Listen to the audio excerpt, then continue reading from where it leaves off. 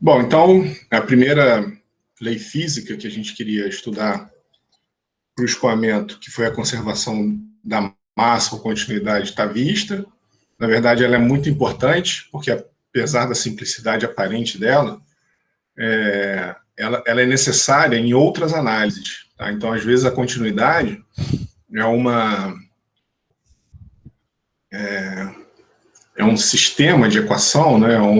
Ou é uma formulação matemática que descreve uma propriedade que ela é complementar em muitos problemas. Então, por exemplo, agora a gente vai falar da equação da quantidade de movimento linear.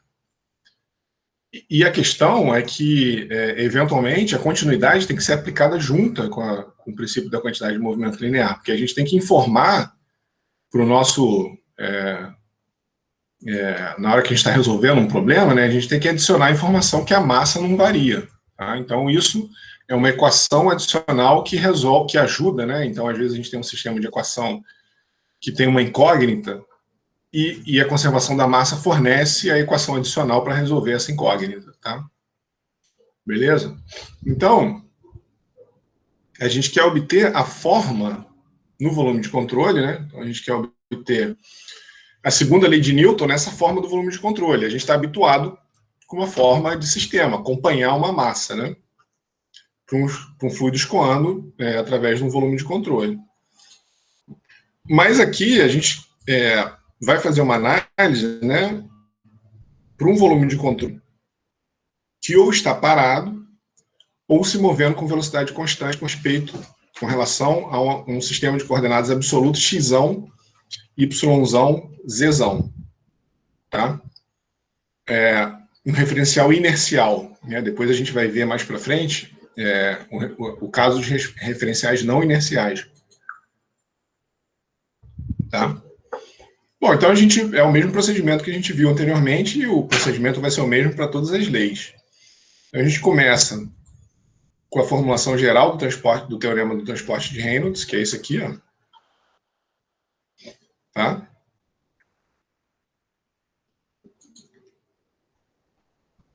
E a gente precisa, né, de novo, aquilo que a gente já fez lá atrás, na aula de ontem, que é a relação entre a propriedade extensiva e intensiva para a quantidade de movimento linear.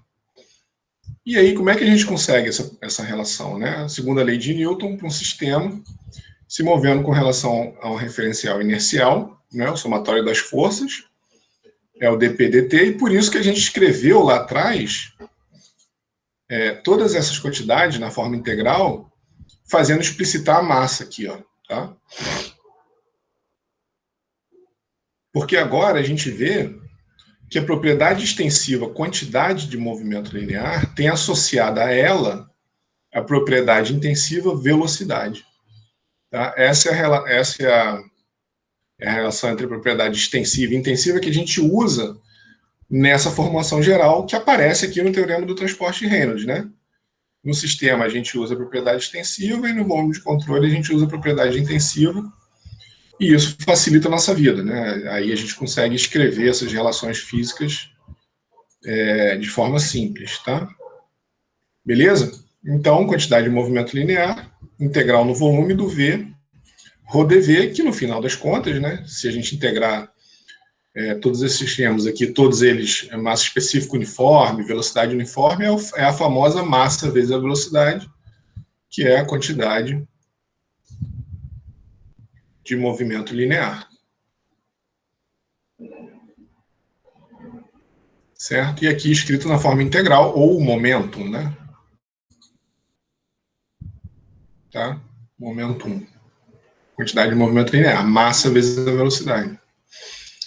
Certo? E aí, a nossa forma geral, né, da relação extensiva e intensiva, a gente observa que a propriedade extensiva, quantidade de movimento linear, tem associada a ela a quantidade intensiva velocidade.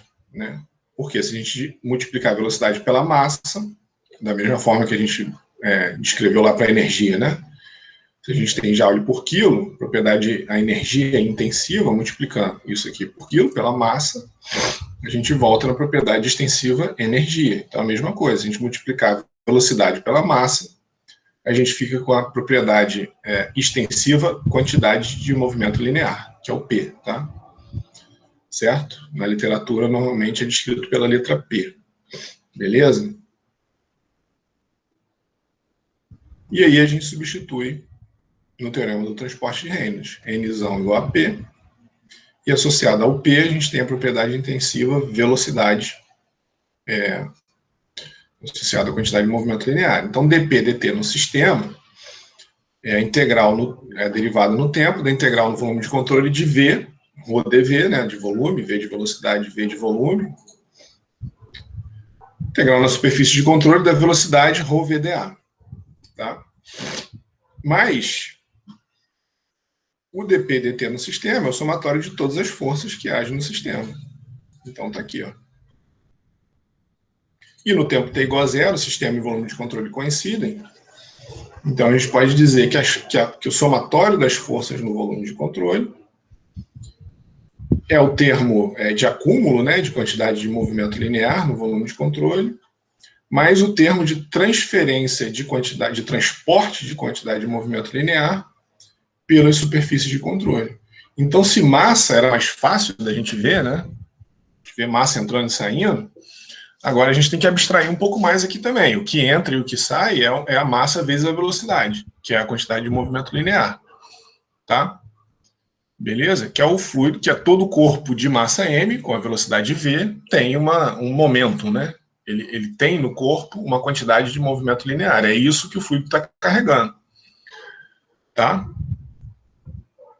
Então, a força resultante no volume de controle inclui todas as forças de corpo e de superfície que agem no volume de controle. Então, o Fs aqui, ó, aqui seria o somatório de todas as forças de superfície, mais o somatório de todas as forças de corpo, é igual a taxa de variação de quantidade de movimento linear no volume de controle, mais a taxa líquida de saída de quantidade de movimento linear do volume de controle. Tá? Beleza? É a mesma analogia que a gente fez com massa, mas agora o que está sendo transportado é a quantidade de movimento linear. Então tá aí o teorema do transporte de Reynolds, né, somatório de todas as forças que agem no volume de controle, é a taxa de variação da quantidade de movimento linear no volume de controle, mais a taxa líquida de quantidade de movimento linear que sai do volume de controle pela vazão máxima. Tá? Então, quem é a vazão máxima? Esse cara aqui, né? Rho V vezes A. Certo? Beleza. E aí os comentários gerais, né? Para a gente partir para algumas aplicações. Ó. O FB aqui, body force, né? Então, B de body, então são as forças de corpo, normalmente é a gravidade. E aí, se a gente escrever a gravidade na forma integral, né? É o famoso mg, é o ρ. Opa, aqui tem dois ρs, né? É o ρ, aqui, esse ρ aqui está fora. Rho dV é a massa, né? M de massa, certo? Então, se o G for uniforme, a gente tira o G para fora da integral. E o Rho dV fornece a massa. Então, o famoso mg, né? Certo?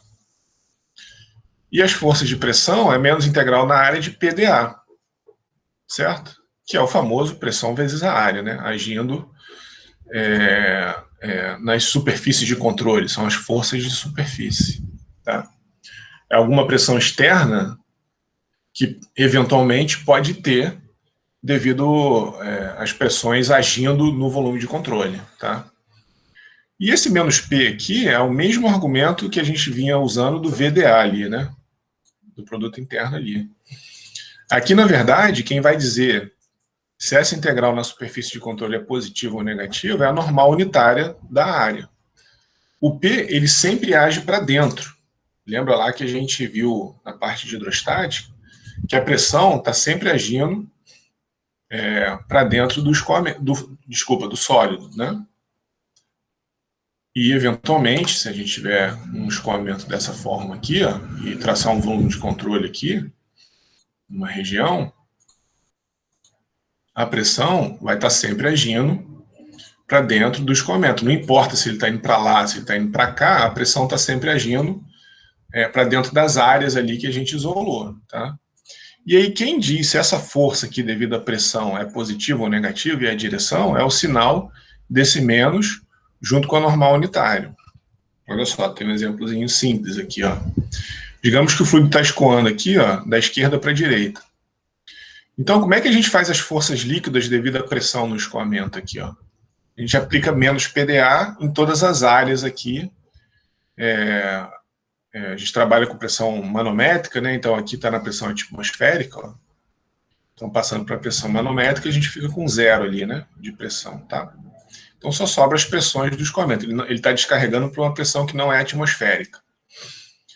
Então, qual é a pressão líquida, né? Qual é a força líquida agindo aqui devido à pressão desse escoamento? Então, é a pressão. Eu tirei aqui a pressão para fora da integral. E aí o sinal de menos ficou junto da normal unitária da área ali, ó. Então, aqui na seção 1, a gente tem a normal unitária para a esquerda, né? Então, o x está para a direita, então essa normal unitária aqui, ela é menos i, ó. E aí, junto com o menos que veio da pressão, aqui a gente fica com 25 apontando para i. E na saída, como a normal unitária está para a esquerda aqui, ó. Na verdade é o contrário, aqui é 1 menos n1. Tá certo. A normal unitária tá... sim, aqui a normal unitária está para a direita. Né? Então a normal unitária está no x positivo aqui, ó. Tá? Então a normal unitária é o i. Então ali fica menos 5 a 2. E aqui 25 a 1. Então as forças... Então só para mostrar... que é o que a gente normalmente pensaria intuitivamente, né? Você tem um fluido escoando da esquerda para a direita, onde a pressão na esquerda é maior que a pressão na direita, obviamente a força tem que ter a resultante para a direita aqui, no sentido de x positivo. E escrevendo as forças devido à pressão dessa forma, e deixando a normal unitária trabalhar com esse menos aqui, ó, a gente sai automaticamente nas forças concordando com as pressões e as áreas equivalentes ao escoamento, tá? Então, por isso, só estou justificando aqui esse menos PdA, aqui, as forças de superfície que agem quando o fluido escoa, tá? Então, porque a gente tem aqui força de superfície, força de corpo, né? Então, força de corpo pode ser a aceleração da gravidade, a força de superfície pode ser devido à pressão do fluido escoando, tá? E aí o menos P aqui vai se virar ali, né? Vai se juntar com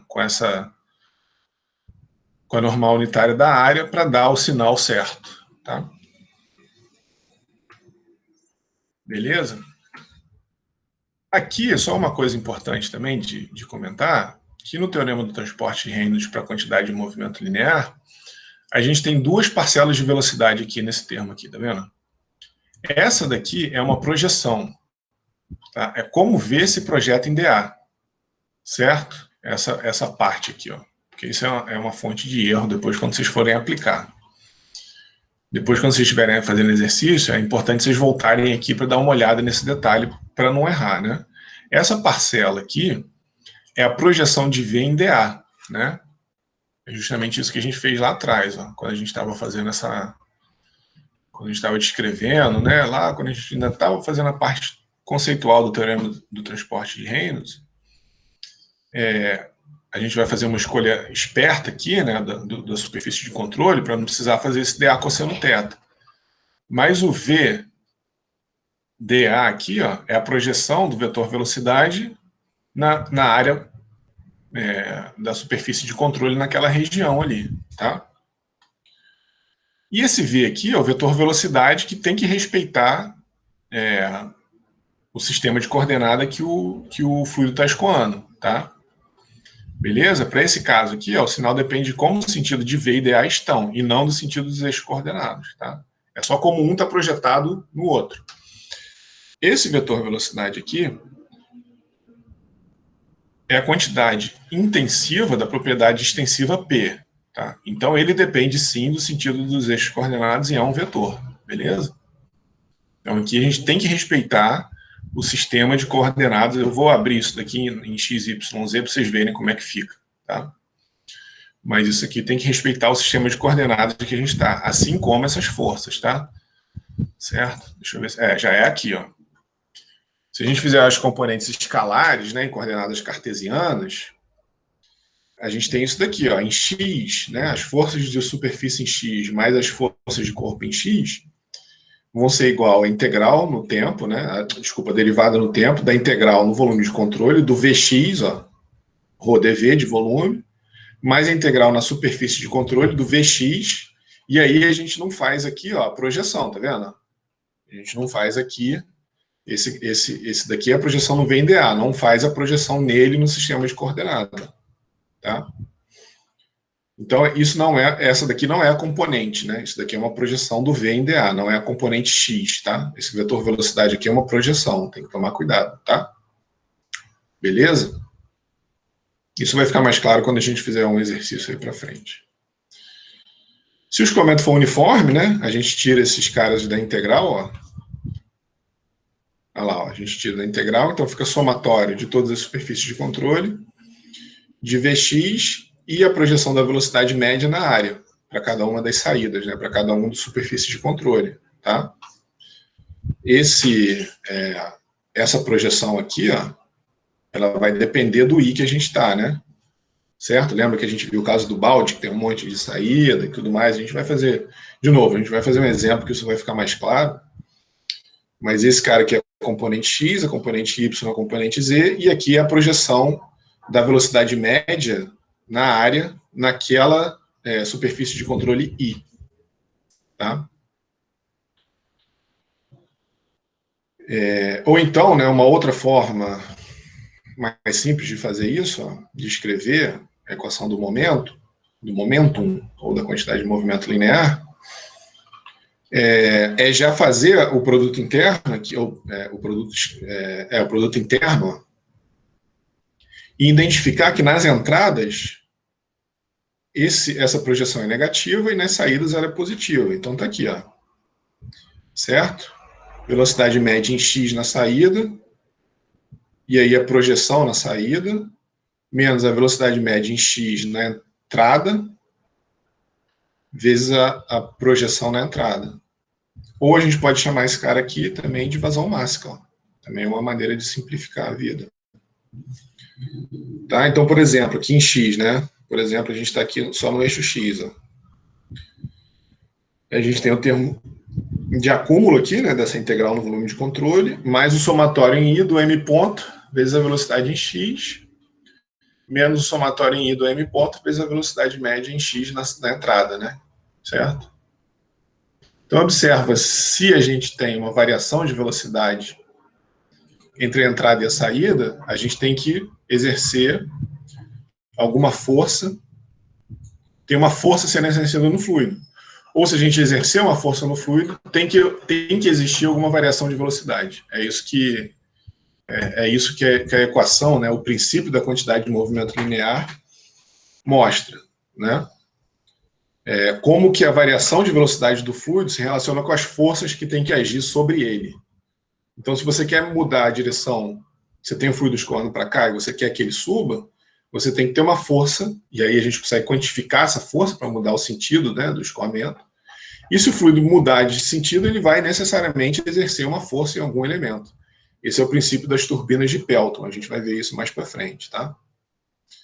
Beleza? Então, para uma entrada e uma saída, e em regime permanente, né? Então, regime permanente, esse cara vai embora. Se a gente só tem uma entrada e uma saída, a gente fica com essa expressão aqui bem simples, ó. As forças em x, né? O somatório das forças em x, que são as forças de superfície mais as de corpo, é a vazão máxima, vezes a velocidade de saída em x, menos a velocidade de saída em y. Menos a velocidade de entrada em x. Tá? Então, a gente consegue relacionar as forças que agem na superfície, no volume de controle com a variação de velocidade e a vazão máxima. E a mesma coisa para x e y. Tá? Beleza? Então, a gente partiu de um caso geral, né? É esse aqui. É o princípio da quantidade de movimento linear para um fluido escoando. E foi particularizando, né? E aí, as suas projeções em x, y, z, Se o escoamento for uniforme aqui, né, então a gente tira a integral e fica com o somatório. Aqui a gente pode escrever esse termo como uma vazão mássica, né, um M ponto. E esse aqui também, M ponto na entrada, M ponto na saída. E aqui a gente consegue agrupar os dois se o escoamento for incompressível, né? Porque a massa, vazão mássica não pode variar. Então, M ponto aqui, na entrada e na saída, tem que ser igual se o escoamento for incompressível. E aí, em regime permanente, né?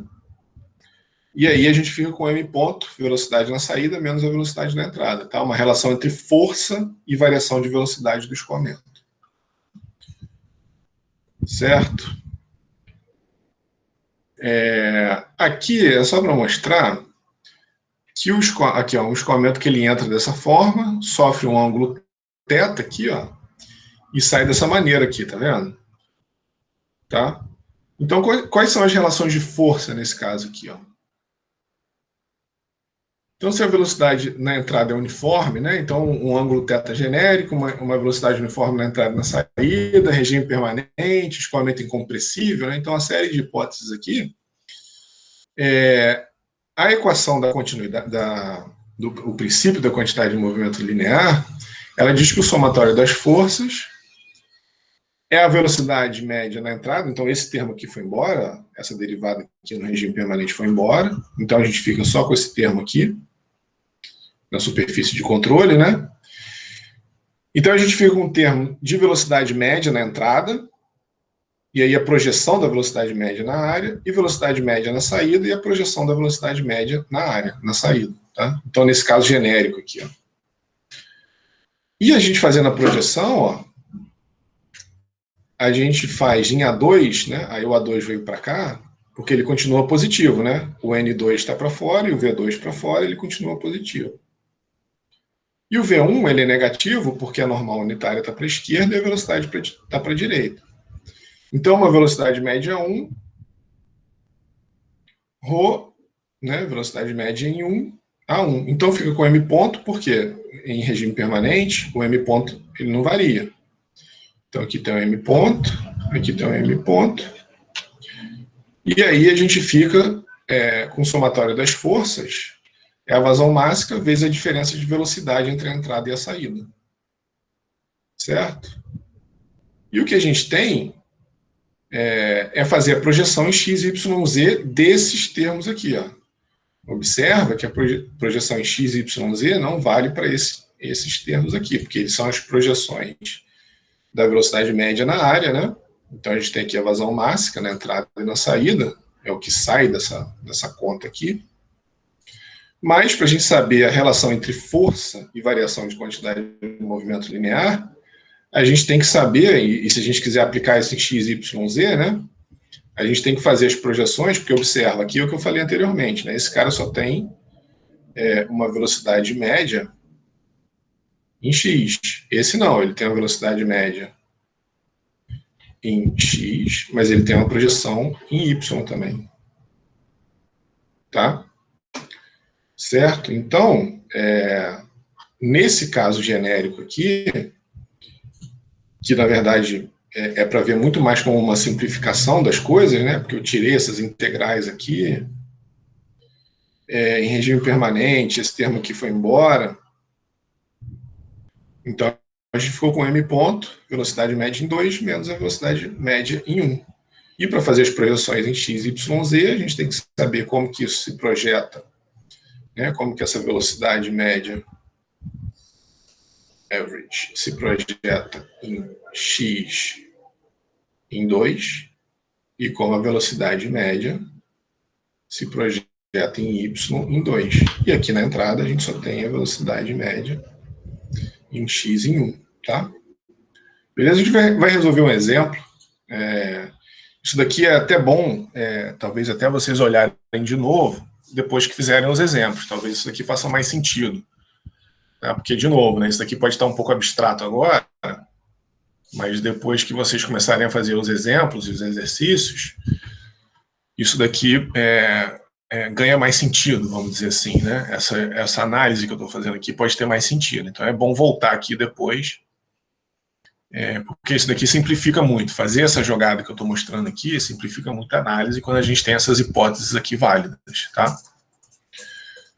Beleza? Então, esse exemplo aqui, ó, ele vai ilustrar muito do que a gente viu aqui atrás, tá? Essas relações que a gente viu aqui atrás. Então, olha só. Tem um bocal aqui jogando água para fora. E aí você tem uma placa nessa forma e você está segurando a placa, tá? Então, a água desse bocal estacionário atinge essa placa, uma placa plana, e a água sai do bocal a 15 metros por segundo, então ela tem uma velocidade aqui de 15 metros por segundo, e a área do bocal é de 0,01 metros quadrados. Então, a área aqui, ó,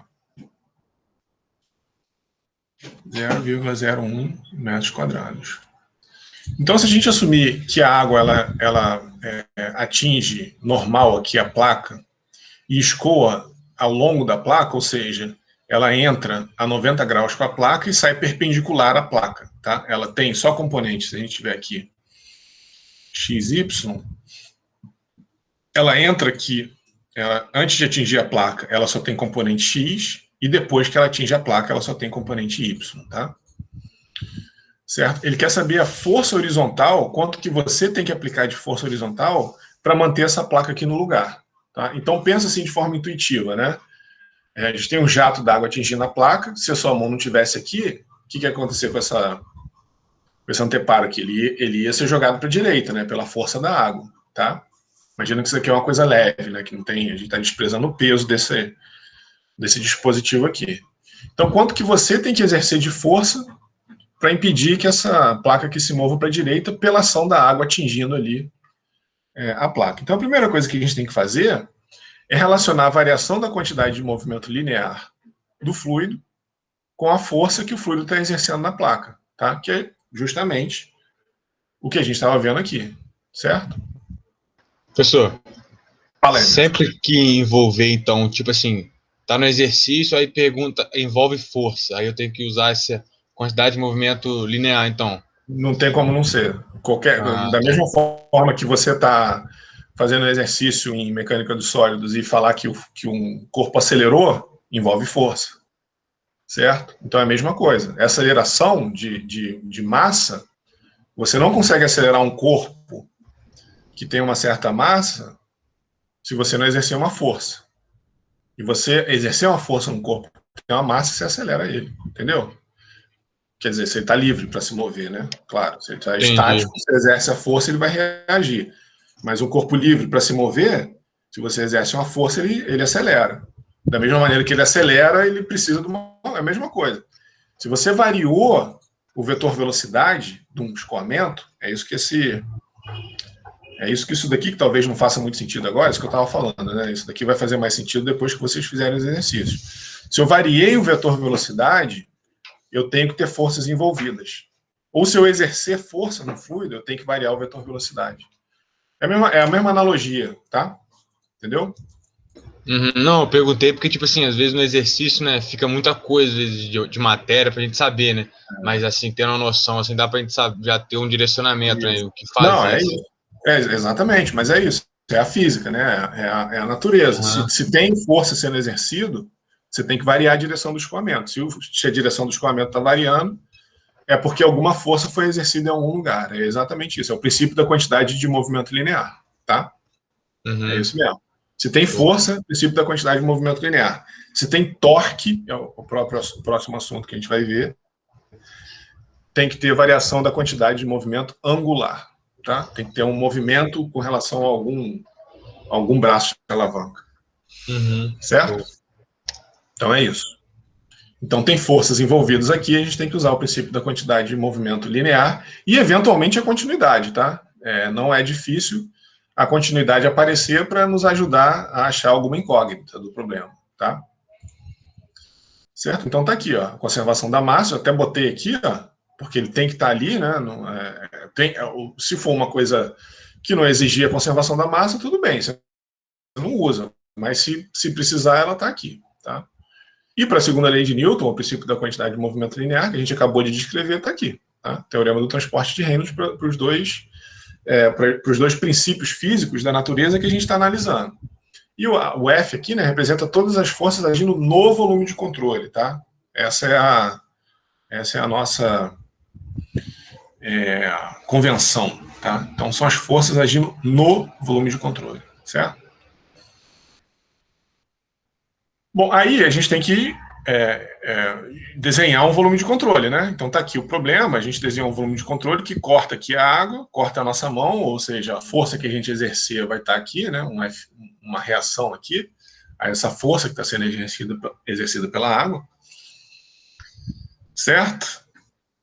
Então essa é a sua força que está sendo agida no volume de controle, tá? Então a componente da força da sua mão no volume de controle é Rx, que está aqui embaixo, ó. E RY, né? Ele só quer horizontal, mas, enfim, a gente vai ver que só existe uma força horizontal, assumindo as duas positivas. A pressão atmosférica, ela age no lado esquerdo e no lado direito, tá? Então a gente tem pressão atmosférica aqui, o jato está na pressão atmosférica, né? Porque a gente está analisando ele já fora do bocal, então a gente fez um corte no volume de controle que ele estava aqui fora do bocal, então ele está na pressão atmosférica. Então a gente tem pressão atmosférica agindo aqui do lado esquerdo e a mesma pressão atmosférica do lado direito. Então a gente pode trabalhar, pode desprezar as pressões atmosféricas aqui, isso que ele está mostrando, tá? Certo? Então a gente tem uma força devido à pressão atmosférica para um lado, força devido à pressão atmosférica para o outro, força-peso, que a gente vai desprezar, a gente vai ver, né? Certo? E claro que a gente tem pressão atmosférica para cima e para baixo, mas só foi mostrado na horizontal aqui que a gente vai... elas vão ser canceladas, né? Porque elas são iguais e de sentidos opostos. Então a força que está sendo representada ali, ou devido à pressão atmosférica, ela pode ser desprezada. Então a componente X do escoamento em regime permanente, da equação da quantidade de movimento linear, é essa daqui, ó. Somatório das forças, somatório de todas as forças de superfície em X, porque não tem força de corpo em X, né? Força da gravidade a gente desprezou, e, quer dizer, ela agiria em Y, mas a gente só quer está analisando aqui o eixo X primeiro. É o somatório em todas as superfícies de controle, do Vx, aqui ó, a gente está em X, né? Então do componente X da velocidade, vezes a projeção da velocidade média, né? Do vetor velocidade média na área, tá? De cada superfície de controle. Que partiu, aqui eu só estou mostrando, ó, que a gente partiu daquilo que a gente mostrou anteriormente aqui, ó. Eu fiz as projeções, aqui, ó, eu fiz essas projeções aqui, né, em X e em Y. Aí, regime permanente, esse cara foi embora, gravidade está em Y, fiquei com esse termo aqui, ó, somatório das forças de superfície. É o somatório, né, em todas as superfícies de controle, do Vx, ρ, projeção da velocidade média na área, tá? Beleza? Então ficou bem simples, né? Aqui, ó, ficou uma coisa bem simples. A relação entre as forças que o fluido exerce no volume de controle e a variação de velocidade do escoamento, tá? Beleza? E aí, ó, o momento, né, a quantidade de movimento linear vem da massa de fluido entrando no volume de controle numa certa velocidade. E essa massa de fluido entrando no volume de controle com essa certa velocidade se relaciona com as forças que esse fluido exerce no volume de controle, tá? Então, por isso, é isso que o Emerson perguntou. Sempre que a gente tem força, a gente necessariamente tem que trabalhar com o princípio da quantidade de movimento linear, tá? E o teorema do transporte de Reynolds é o que permite achar a reação a essa quantidade de movimento linear sem expressões complexas, beleza? Bom, então a gente tem que incluir, né, para achar as forças de superfície, a gente tem que incluir todas as forças que estão agindo no volume de controle, tá? Então está aqui a expressão que a gente quer.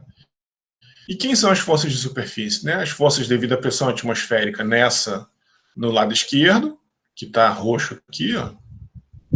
As forças do lado direito, que está em verdinho, mais a reação. Aí eu estou somando aqui, né, dizendo que o positivo está para a direita ali, ó. A força que a sua mão exerce no volume de controle, assumindo positivo, é claro que não vai ser, né? Porque se você estivesse exercendo uma força para a direita, você ia estar ajudando o anteparo a se mover para a direita. Você tem que exercer uma força aqui para a esquerda, né? tá? Para segurar o anteparo no lugar, mas tudo bem, ele fez o mais ali para a direita, e depois a gente vai ver que o sinal vai se inverter, tá? Beleza? Então aqui, pressão atmosférica com pressão atmosférica vai embora, então ele está mostrando que a gente pode, nesse caso, né, quando todo o problema está aberto para a atmosfera, a gente pode trabalhar com pressões manométricas. A gente não precisa trabalhar com pressão absoluta, porque as pressões devido à atmosfera vão se cancelar. A gente viu isso lá atrás em hidrostática também, tá? A gente tinha uma parede aqui, né? Tinha um portão na pressão atmosférica. Então a gente tem a pressão atmosférica agindo para dentro e tem a pressão atmosférica de dentro também agindo para fora, né? Porque está tudo aqui ligado com a pressão atmosférica. Então a gente trabalha com pressões manométricas em hidrostática também. Então aqui é a mesma coisa, de forma geral, né? Se tudo está aberto para a atmosfera, você pode cancelar a pressão atmosférica. Tá? Se o volume de controle estivesse circundado, né, pela pressão atmosférica. Tá? Então o resultado vai ser o mesmo. Você só vai ter mais contas, isso daqui vai dar zero. Né? Tá? Beleza? Essa soma aqui vai dar zero. Você pode trabalhar, mas vai dar zero. Então a única força de superfície é a reação da sua mão ali no volume de controle. Tá? É o Rx ali, né? Tá? Então vamos lá. Ó. O que a gente ficou? Somatório das forças de superfície é o somatório do Vx, ρ, VA, projeção, ρ, velocidade média, projeção em A. Tá? Então, substituindo ali, ó, Rx, somatório super simples, ó, Vx, ρ, aí faz a projeção, né? Aqui, ó. A gente faz a projeção aqui da velocidade na área. Então, como a normal unitária está para a esquerda e a velocidade está para a direita, a gente fica com o sinal de menos aqui, ó, tá? Então, a velocidade de x na entrada, vezes a massa específica, é menos velocidade de x na entrada, porque quem é essa velocidade aqui, né? Que está fazendo a projeção na área? É a mesma aqui da projeção da velocidade em x, né? Certo? Então, eu tenho um Vx e essa velocidade média também né? Essa projeção da velocidade é a mesma da área que está fazendo a projeção na área ali, certo? Beleza? Não sei se ficou meio embolado isso. Mas, ó, esse cara aqui é do eixo x. E isso daqui é a projeção da velocidade na normal unitária. Tá? Então, eu tenho um jato de água chegando ali. Eu cruzei o volume de controle aqui, a superfície de controle está aqui. Então, essa água, né, a projeção em x, vai ser a própria velocidade média, certo? Porque ele diz aqui a velocidade de 15 metros por segundo, mas a velocidade está em x, né? Nosso eixo x está aqui, essa velocidade está em x. E essa velocidade aqui também, da projeção, também está em x, é a mesma, tá? Beleza? É a mesma velocidade da projeção em x, que é a mesma velocidade média, que sai do bocal, que é a mesma velocidade que vai ser a projeção na área do jato ali. É tudo a mesma coisa aqui, ó. Beleza? Então, por isso que está um menos 15 ao quadrado, porque é a mesma velocidade, vezes a massa específica daqui, ó, vezes a área 0,01, que ele deu, a área do bocal. Então, 2,25 kN para a esquerda. Ou seja, a gente assumiu que a reação era para a direita, mas a reação é para a esquerda, por causa desse menos aqui. Tá? Então, Rx age no volume de controle no sentido de x negativo, contrário ao que foi assumido. A gente assumiu que era para a direita, mas é claro que a sua mão tem que exercer uma força de 2,25 kN para a esquerda. Por que teve essa variação de velocidade em x? Porque na saída, a velocidade era só em y. Se por acaso esse anteparo fosse inclinado assim, ó, a gente ia ter uma componente em x para cá, certo? A gente ia ter um Vx que teria que ser subtraído do Vx na entrada. Estou falando isso aqui, ó. Deixa eu voltar na projeção aqui, só para... Aqui, ó. Ó. Opa, aqui. Esse somatório aqui, ó, é na superfície de controle na entrada e na saída. como na saída, nesse exemplo do anteparo, a hipótese é que a água entra em X e sai em Y. Então, a superfície de controle 2 aqui, na saída, onde a água sai, não tem nenhuma componente em X. Tá? Então, em X, ele quer a componente horizontal aqui, né? O Rx, que está reagindo, que está fazendo esse anteparo ficar no lugar. A variação da quantidade de movimento linear do fluido acontece em X, né? Acontece porque ela entrou totalmente, né? O vetor velocidade, ela entra alinhado ali com o anteparo, ou normal ao anteparo, e sai no mesmo plano do anteparo. Então, na saída, ele não tem componente X. Tá? O fluido na saída não tem componente X, só na entrada. Então, daí que veio a variação de quantidade de movimento angular linear no fluido. Se o anteparo tivesse assim, e o fluido simplesmente passando aqui, ó, qual a reação que você tem que fazer aqui? É zero. Porque não tem quantidade de movimento linear nem na entrada nem na saída, ela é a mesma, né? Certo? O Vx aqui, ó, e o Vx na saída são iguais. Entendeu? Então, à medida que você vai inclinando esse plano, até o momento que você chega nessa configuração aqui, ó, a quantidade de movimento, a reação em X vai mudando, porque a sua componente X do vetor velocidade, ele passa de uma condição que é zero aqui, porque ele não varia, né, igual na entrada e na saída, até uma condição máxima, que ele tem uma magnitude na entrada e é zero na saída. Então, essa é a condição que a sua reação é máxima. Se ele tivesse eventualmente inclinado, se essas pás fossem inclinadas aqui, ó, a reação ia ser alguma coisa intermediária entre essa máxima que a gente calculou e o zero aqui na hora que ele está alinhado ali, né? Certo? Então, a variação da quantidade de movimento linear no fluido, nesse exemplo, é porque ele entrou com uma componente X e saiu com uma componente X igual a zero. Certo? Então, por isso que aqui, ó, o Vx só está na entrada, tá vendo aqui, ó? Aqui, ó, Vx in. Não existe Vx out, porque na saída só tem Vy, tá? Para cima e para baixo. Beleza? E em y é zero, porque a quantidade de movimento linear para cima, por hipótese, é igual à quantidade de movimento linear para baixo. Então, em y também a gente não vai ter nenhuma variação de quantidade de movimento linear, porque elas se anulam, né? Elas se cancelam, certo? Por essa hipótese que a velocidade é a mesma. Tá? Beleza? E a gente poderia, ó, eu fiz ali atrás, uma coisa que eu estava falando, né? Talvez não fizesse sentido, mas agora pode ser que faça um pouquinho mais, é a gente usar aquelas simplificações. Então, o que é a força em X? É um m ponto V2 menos V1. Né? Repara nessa notação mais simples, né? V1, V2 menos V1. Só que o V2 é zero, né? Certo? Em X, o V2 é zero. Olha lá, o V2 só tem componente Y. O V2 aqui, ó, o V1, ele é um V1,x, né? Só tem componente em X. E o V2, ele é um V2,y, ele só tem componente em Y. A mesma coisa aqui, né? Aqui seria a superfície de controle 3, eventualmente, né? Aqui a superfície de controle 1, 2, e aqui a superfície de controle 1, tá? Por onde o fluido está entrando. Certo? Então aqui tudo é o volume de controle, a superfície de controle é por onde o fluido está entrando, e aqui por onde ela está cruzando ali, por onde está saindo. Certo? Então, ó, com essa notação mais simples, as forças de superfície em X, que é o Rx ali, né? Tá, a força no volume de controle.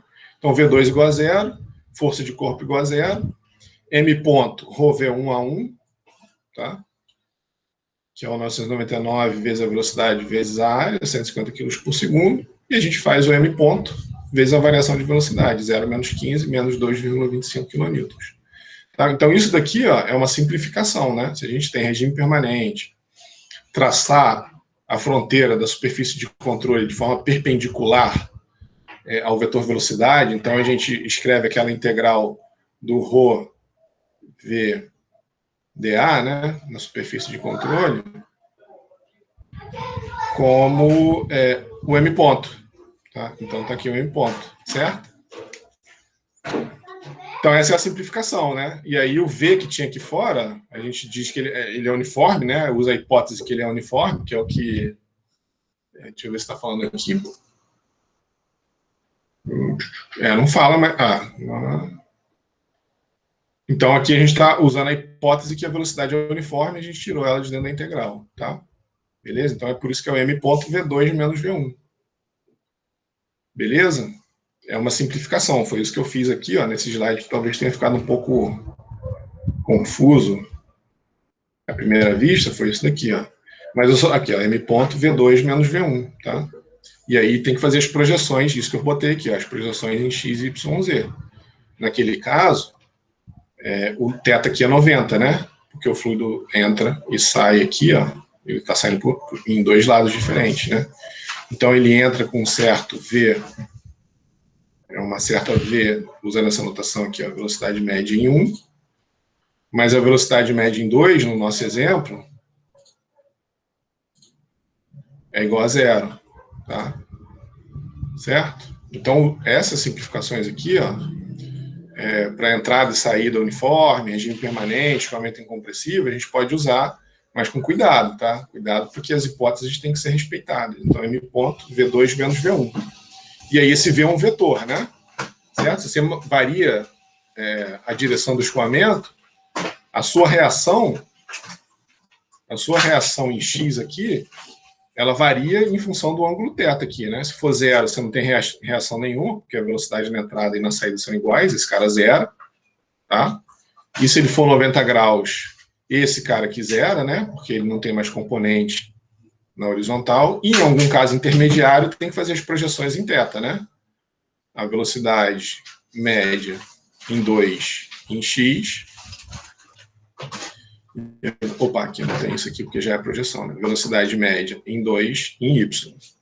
Tá? Aí tem que fazer essas projeções para saber a variação de direção do vetor velocidade, que vai variar a quantidade de movimento linear do fluido. Tá? Beleza? É uma coisa assim, direta, simples, não tem... vocês têm que entender a física, né? Vocês têm que olhar para o problema, pensar que um jato d'água atingindo uma placa vai exercer uma força, né? Sempre que ele muda de direção, vai ter uma força sendo exercida na placa, e você tem que exercer uma reação para manter essa placa parada. Só para finalizar a aula, eu boto aqui isso daqui é opcional, eu só vou passar aqui os slides, depois quem quiser dar uma olhada aí pode ficar à vontade, mas eu peguei isso do livro do Halliday, lá de Física 1 de vocês. Então, só para mostrar uma analogiazinha, assim, dessa parte de impacto, né, de colisão, elástica, inelástica, como que vocês trataram quando a gente estava seguindo um corpo sólido, aqui, ó, ele está mudando, a velocidade mudando de direção. É uma analogia com a mudança de direção aqui, ó, de um fluxo de água, tá vendo? Entendeu? Então, estou tentando fazer uma analogia aqui para ver se... Né, aqui, ó, a quantidade de movimento linear que ele tinha antes do choque e a quantidade de movimento linear que ele tinha depois do choque. E isso se relaciona com as forças, ó, tá? Então, você tem um corpo que não perdeu massa, que sofreu um choque, que mudou o vetor velocidade de direção, a gente consegue relacionar as forças que agiram no corpo aqui, né, no carro, por exemplo, com a variação da quantidade de movimento linear, que é o mv, que é a nossa integral de V, ρ, VdA, tá? Beleza? Aí o impulso, né, a reação, né, o impulso no carro, então tudo aí, ó. Quando a gente tem variação de massa de um foguete, por exemplo, né, o foguete vai soltando, isso a gente vai ver mais para frente, né, mas ele vai soltando alguns elementos, a massa de combustível vai sendo consumida, né, então aqui, ó, a variação da quantidade de movimento linear, tá vendo? M1, V1 cosseno θ1, que ele tinha no começo, aqui, não, M1, V1i, que ele tinha no começo, e a quantidade de movimento linear que ele tinha no fim, quando tem um choque de uma partícula de massa M1 com outra de massa M2. Então, eu fiz essa analogia mais para ajudar vocês, assim, né? O livro do Halliday lá, tá? Então, colisão quando a massa varia, né? Colisão elástica e inelástica, né? Tá? Bom, enfim, mais para fazer uma analogia com o que vocês já viram em Física 1 aí no passado, mas tem suas particularidades, porque aqui o fluido está escoando, né? Beleza? Então, tentando fazer uma analogia com o que a gente viu. Ó. Então, isso é opcional, depois se vocês quiserem dar uma olhada com calma nisso, fiquem à vontade, não faz parte do curso, né? Só para tentar ajudar vocês. Aí, semana que vem, a gente começa com esse exemplo aqui, tá? Beleza? Alguma dúvida aí? Alguma pergunta? Você vai colocar esses slides hoje? Uma questão? Pô, Emerson, eu vou tentar colocar. Hoje não, porque. Tudo bem, posso pôr. Até onde a gente foi. Eu só não gosto de botar muito quebrado, né? Mas eu ponho hoje, que aí vocês podem dar uma olhada aí, se vocês quiserem. Eu ponho até aqui, ó. Eu corto o slide em dois e boto até aqui. Até esse slide aqui para vocês, tá? Beleza, show. E aí, porque eu sempre dou uma corrigida, né? Eu sempre, depois da aula, eu dou uma corrigida. Por isso que eu não gosto de colocar os slides para frente. Também não gosto de partir no meio. Mas eu corrijo o que eu quero corrigir das coisas que passaram. E aí boto até aqui para vocês hoje. Tá? Pra vocês dando uma olhada aí. Show, então. Beleza, galera? Então, um abraço aí. Bom fim